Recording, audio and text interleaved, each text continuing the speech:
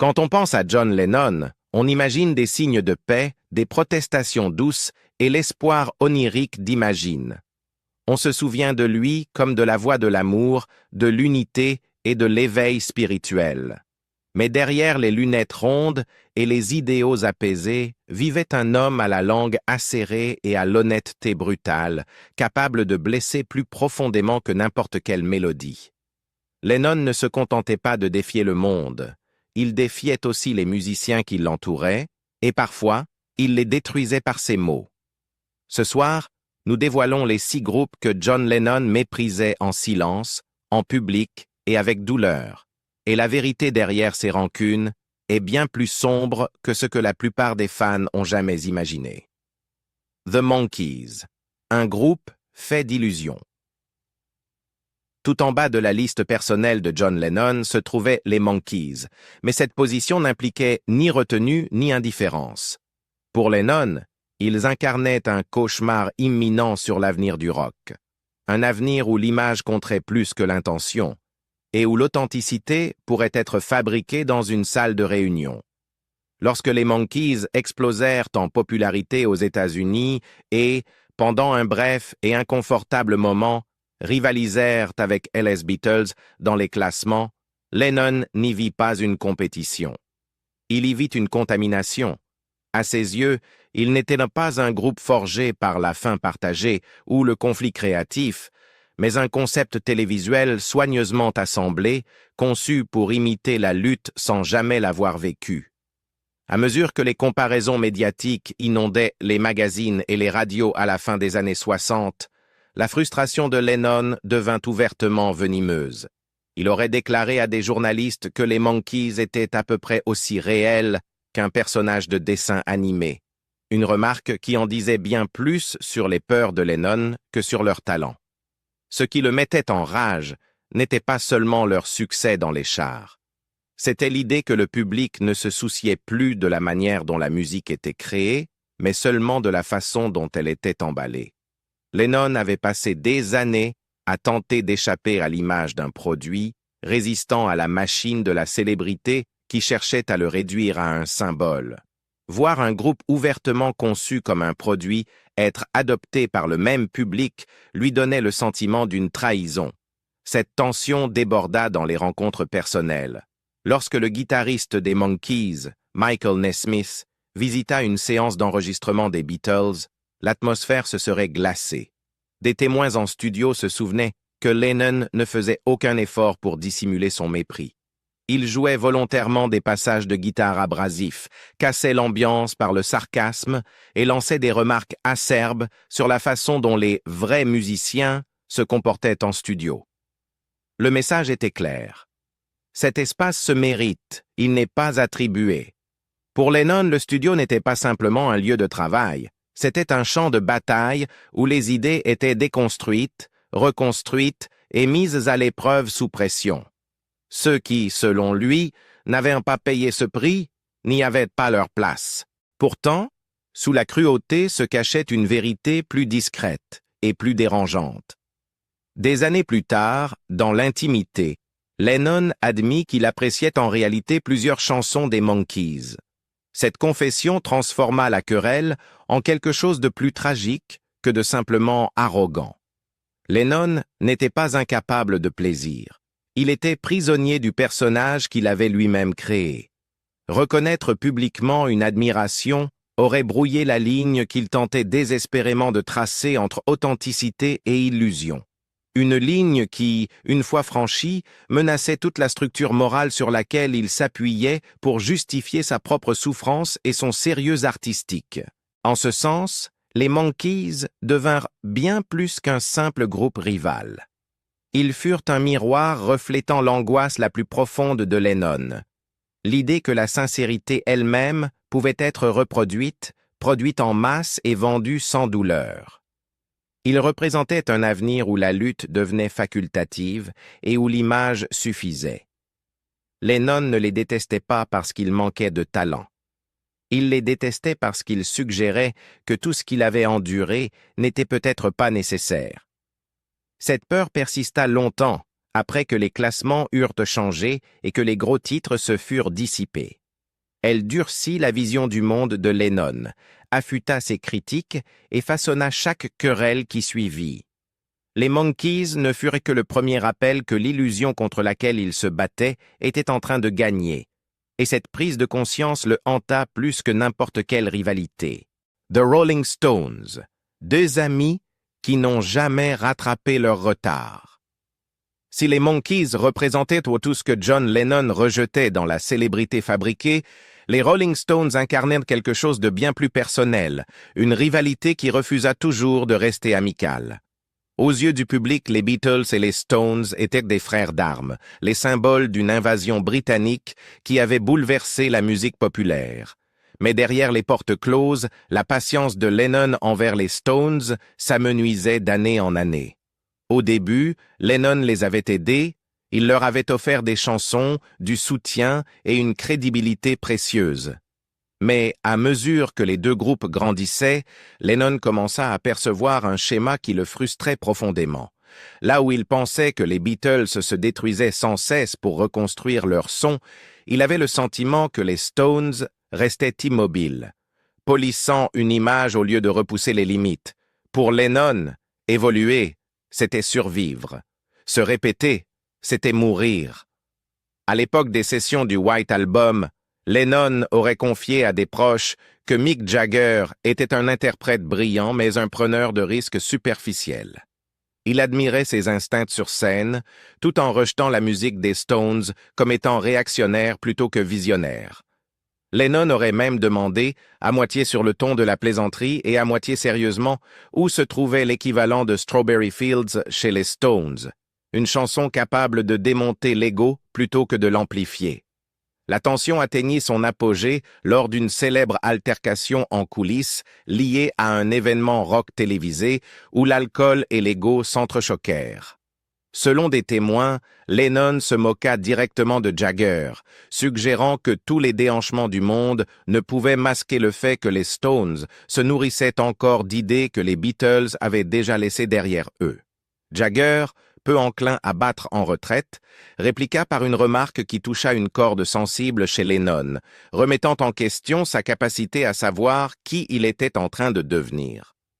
Ce qui rend cette querelle tragique plutôt que mesquine réside dans sa charge émotionnelle. Lennon ne se contentait pas de ne pas aimer les Stones, il était déçu par eux. À ses yeux, ils avaient le talent pour aller plus loin, mais avaient choisi le confort. Or, pour Lennon, le confort était l'ennemi. Il croyait que la musique devait être dangereuse, même pour ceux qui la créent. Et pourtant, vers la fin de sa vie, Lennon s'adoucit. Dans un rare moment de lucidité lors d'une interview tardive, il admit que les Stones avaient parfaitement accompli ce qu'ils s'étaient fixé, et qu'ils l'avaient bien fait. Le problème, confessa-t-il, n'était pas leur succès, mais le fait qu'ils n'aient jamais voulu emprunter le même chemin qu'eux. La rivalité n'était donc pas une haine née de l'envie, mais un chagrin silencieux face à des philosophies divergentes.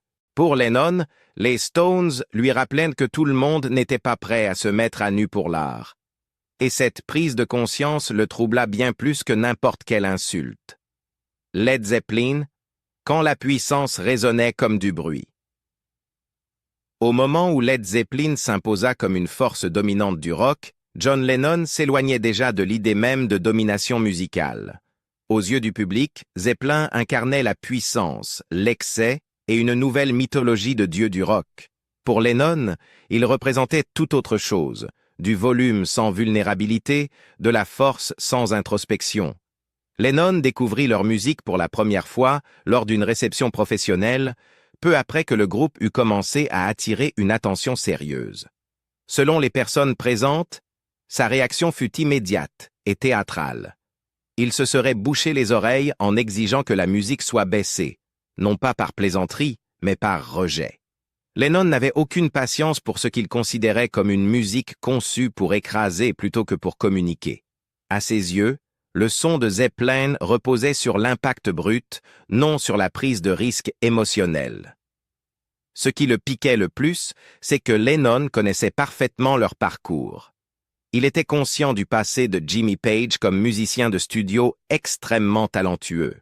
Plutôt que d'admirer sa transformation en chef de groupe, Lennon la qualifiait de surcompensation, un artisan se déguisant en prophète.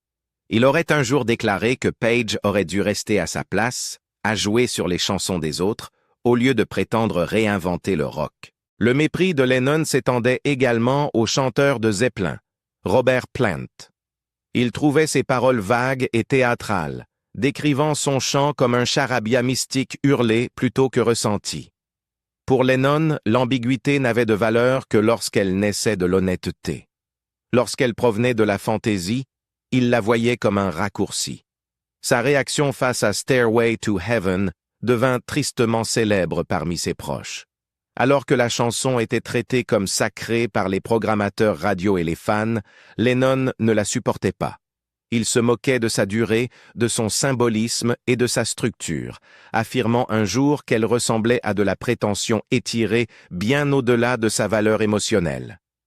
Pour Lennon, 8 minutes de suggestion spirituelle ne signifiaient rien sans quelque chose de réel qui saigne en dessous. Et pourtant, c'est ici que surgit la contradiction. Malgré ses critiques acerbes, Lennon reconnaissait en privé l'intelligence de Zeppelin, non sur le plan artistique, mais stratégique. Il constatait qu'ils avaient maîtrisé le côté commercial du rock, gagnant énormément d'argent tout en conservant le contrôle de leur image. Dans un rare moment de franchise, Lennon admit qu'il y avait là quelque chose à apprendre, même s'il n'avait aucune envie de les imiter. Cette contradiction révèle la vérité plus profonde qui se cache derrière le mépris de Lennon. Il n'était pas menacé par le succès de Zeppelin. Il était troublé par la facilité avec laquelle la puissance pouvait remplacer le sens. Pour Lennon, la musique devait exposer l'artiste. Zeppelin, à ses yeux, avait plutôt construit une forteresse. Cette prise de conscience n'a fait qu'aiguiser son amertume et préparer le terrain à un ressentiment encore plus personnel à venir. The Bee Gees, quand la popularité ressemblait à une trahison. Lorsque les Bee Gees passèrent d'une pop fondée sur les harmonies à une célébrité mondiale, John Lennon n'y entendit pas une évolution, mais une intrusion.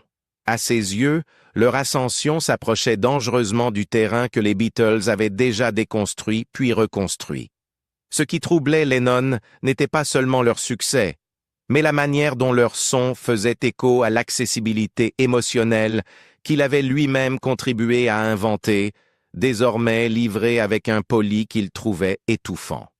La tension était apparue plus tôt, lorsque des comparaisons émergèrent entre l'orientation mélodique des Bee Gees et les œuvres tardives des Beatles. Lennon supportait mal cette idée. En privé, il rejetait cette ressemblance comme une imitation dépourvue de lucidité, estimant qu'un mimétisme vidé d'humour et de doute de soi était creux. Là où Lennon chérissait la contradiction et les aspérités, il avait le sentiment que les Bee Gees lissaient tout dans une douceur excessive. Cette douceur, selon lui, était dangereuse. Elle anesthésiait l'auditeur au lieu de le confronter. Le ressentiment s'accentua durant l'ère disco, lorsque les Bee Gees dominèrent des classements autrefois occupés par les groupes à guitare. Lennon considérait cette explosion comme la preuve que le marketing pouvait désormais l'emporter sur le sens. Lors d'un dîner entre amis, il aurait déclaré que leur succès démontrait à quel point le public pouvait être facilement guidé, tant que le produit était correctement emballé. Ce n'était pas tant de la jalousie que du désespoir, le sentiment que l'auditoire, qu'il croyait prêt à suivre des idées exigeantes, avait choisi le confort. Les pics les plus acerbes de Lennon visaient leur voix. Il se moquait du falsetto, qu'il jugeait sirupeux et artificiel, décrivant l'écoute comme une expérience à la fois sucrée et étouffante. La cruauté de ces mots dissimulait une blessure plus profonde. Lennon craignait que la sincérité elle-même ait été reconditionnée en un objet décoratif. À ses yeux, les Bee Gees symbolisaient un monde où l'expression émotionnelle ne nécessitait plus aucun risque. Ce qui rend ce chapitre particulièrement tragique, c'est son caractère unilatéral. Les Bee Gees étaient de fervents admirateurs de Lennon et des Beatles. Des années plus tard, Maurice Gibb avoua que découvrir les propos de Lennon lui avait brisé le cœur. Lennon était leur héros, la raison même pour laquelle il croyait que la pop pouvait porter une véritable profondeur. Cette admiration ne fut jamais rendue publiquement. Dans cette querelle, Lennon n'attaquait pas de simples rivaux. Il pleurait la perte de contrôle sur le langage musical qu'il avait contribué à créer. Les Bee Gees ne lui avaient pas volé son héritage. Ils l'avaient reçu sous une forme qu'il ne reconnaissait plus. Et cette prise de conscience le rendit plus furieux que n'importe quelle insulte. Cette colère, cependant, allait bientôt se retourner contre lui-même, dirigé vers un groupe né de la fracture la plus douloureuse de toutes. Wings. Quand la rivalité devint une blessure. Rien de ce que John Lennon a dit sur un autre groupe n'a été aussi douloureux que ses propos sur Wings. Il ne s'agissait pas d'une critique distante.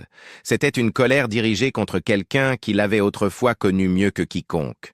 Lorsque Paul McCartney forma Wings après l'effondrement des Beatles, Lennon n'y entendit pas un nouveau départ.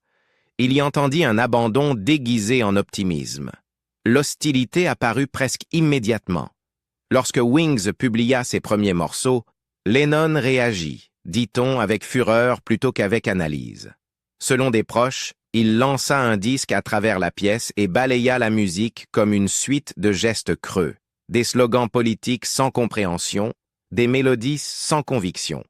Ce qui blessait Lennon n'était pas le son en lui-même, mais ce qu'il représentait. Paul avançant sans lui, reconstruisant une carrière tandis que Lennon était encore en train de démanteler sa propre identité. En public, Lennon se montra impitoyable. Dans ses interviews, il présenta Wings comme la preuve que McCartney ne pouvait survivre artistiquement sans l'attention qu'il partageait autrefois. Il se moqua du nom du groupe, de sa formation et de son succès, le réduisant à un projet de vanité alimenté par l'argent plutôt que par la nécessité.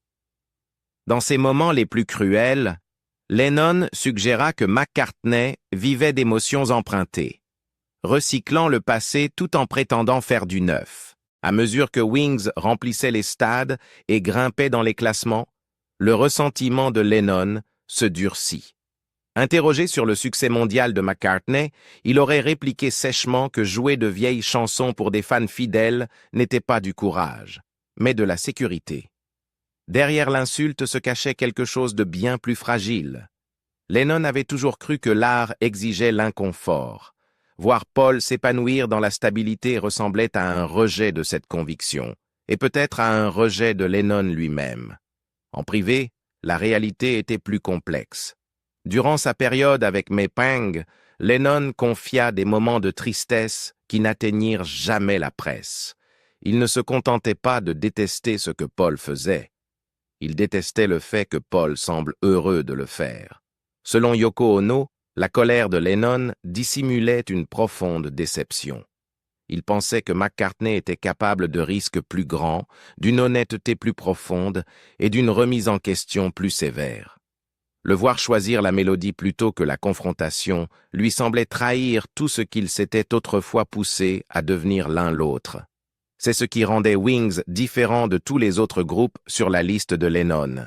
Les Monkees l'agaçaient, les Stones le frustraient, Zeppelin le repoussait, les Bee Gees le troublaient. Wings, eux, le blessaient. Ils existaient comme la preuve vivante que le partenariat dont ils dépendaient n'avait plus besoin de lui pour survivre. Et pourtant, même dans sa virulence la plus extrême, Lennon ne parvint jamais à rompre complètement le lien. Il écoutait, il réagissait, il s'en souciait. C'est pourquoi le dernier groupe de cette liste, celui que Lennon méprisait le plus, n'était pas un rival, mais le reflet de lui-même. The Beatles, quand John Lennon se retourna contre lui-même. Dans le retournement le plus douloureux de tous, le groupe que John Lennon méprisait le plus était les Beatles. Le groupe même qui l'avait rendu immortel. Il ne s'agissait pas d'un choc destiné à provoquer. C'était la confession d'un homme qui se sentait prisonnier de sa propre légende. Dans ces dernières années, Lennon ne voyait plus les Beatles comme un triomphe. Il les voyait comme une cage. À mesure que la Beatlemania se transformait en mythe mondial, Lennon avait le sentiment que son identité se rétrécissait. Les foules hurlantes, l'image figée, l'obligation d'être éternellement John le Beatle commencèrent à l'étouffer. Dans les interviews suivant la séparation, il s'exprimait avec une amertume saisissante, qualifiant les Beatles de plus grands pièges de sa vie. Pour Lennon, le groupe l'avait figé dans le temps, symbole souriant de la jeunesse, tandis que lui vieillissait, doutait et se désagrégeait intérieurement. Ce ressentiment s'intensifia au début des années 70, lorsque la nostalgie prit une ampleur incontrôlable. Les groupes hommages se multiplièrent. Les anciennes chansons furent traitées comme des reliques sacrées. Lorsqu'une production de Broadway fondée sur la mythologie des Beatles connut un immense succès, Lennon entra, dit-on, dans une rage noire, accusant le monde de transformer le groupe en pièce de musée sans vie. Il se sentait effacé par son propre passé, réduit à une caricature qu'il ne reconnaissait plus. Ce qui troublait le plus Lennon n'était pas la musique elle-même, mais ce qu'elle représentait. Les Beatles étaient devenus une identité contrôlée par les autres. Les intervieweurs voulaient des anecdotes des années 60. Les fans réclamaient les anciennes chansons. Lennon, lui, voulait parler de ce qu'il était en train de devenir, pas de ce qu'il avait été. Ses proches racontaient combien il devenait tendu lorsque les conversations se tournaient vers le passé, comme si chaque mention des Beatles l'éloignait un peu plus de lui-même. Même en studio, Lennon traça une limite. Lorsqu'il travaillait sur ses derniers enregistrements, il refusa de revisiter le répertoire des Beatles, affirmant qu'il avait passé des années à tenter d'échapper à cette version de lui-même. À ses yeux, revenir en arrière signifiait capituler. Cela revenait à admettre que la quête d'un moi authentique avait échoué. Et pourtant, dans ces derniers mois, quelque chose s'adoucit. Lors de rares moments de réflexion, Lennon reconnut que la musique comptait. Il avoua une forme de fierté, non pour la célébrité, mais pour l'honnêteté qui parvenait parfois à percer à travers la machine. Il ne rejetait pas les Beatles parce qu'ils étaient faux. Il les rejetait parce qu'ils étaient inachevés, parce qu'ils ne capturaient qu'une partie de ce qu'il était. C'était là le conflit le plus profond de Lennon. Il voulait être rappelé mais pas emprisonné par la mémoire. Il voulait être aimé, mais pas simplifié. Au final, le groupe contre lequel il se battit le plus farouchement fut celui qui refusait de le laisser changer. John Lennon passa sa vie à exiger l'honnêteté, de la musique, des autres et de lui-même. Ses rancunes ne concernaient jamais seulement le son ou le succès, mais la peur, l'identité et le prix à payer pour rester vrai dans un monde qui récompense le confort. Alors voici une question simple. Pensez-vous que Lennon était d'une honnêteté brutale ou profondément blessé? Si cette histoire vous a fait le voir autrement, aimez cette vidéo, abonnez-vous pour découvrir d'autres récits musicaux méconnus et activez la cloche pour ne rien manquer de la prochaine plongée.